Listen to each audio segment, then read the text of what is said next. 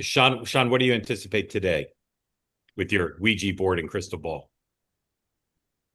So I think we'll see. I mean, the question is, do they, there's a lot of talk on the left about ratcheting it up. We need to keep the momentum going. It's now spreading beyond LA.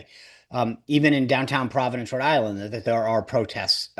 So if this thing continues to climb, I think that's going to be a bigger, broader problem for the Democrats because you either have to be with them or against them, and then that's the hard part is how do you side with your base?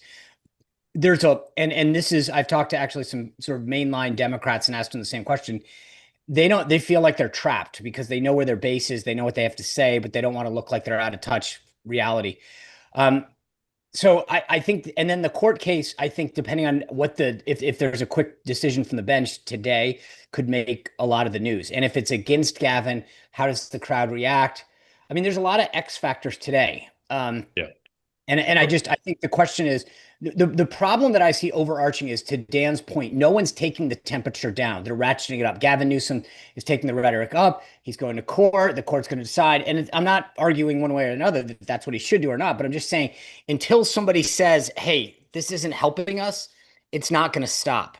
Yeah. Or, as we like to say, overcome by events, meaning something. If we go to war, if this war that we just talked about were to break out, or the skirmish, what have you, one event can overtake another. I mean, think about Abrego Garcia. On Friday night, the guy comes back to the United States, and I thought that's all we'd be talking about Monday. And the next thing you know, we're talking about riots in LA.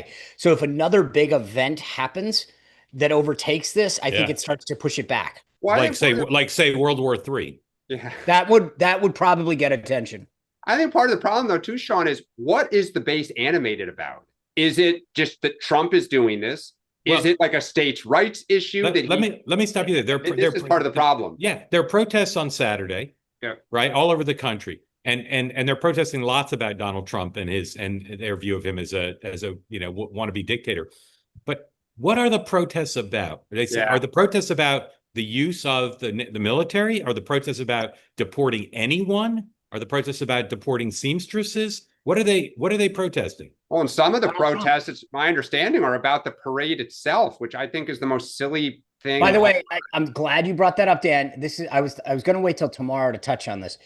But I do think that this is where this thing goes off the hinges. If these guys, there is a celebration that is going to be on Saturday, and who knows now because of weather how it's going to, the DC area looks a little shaky and stormy.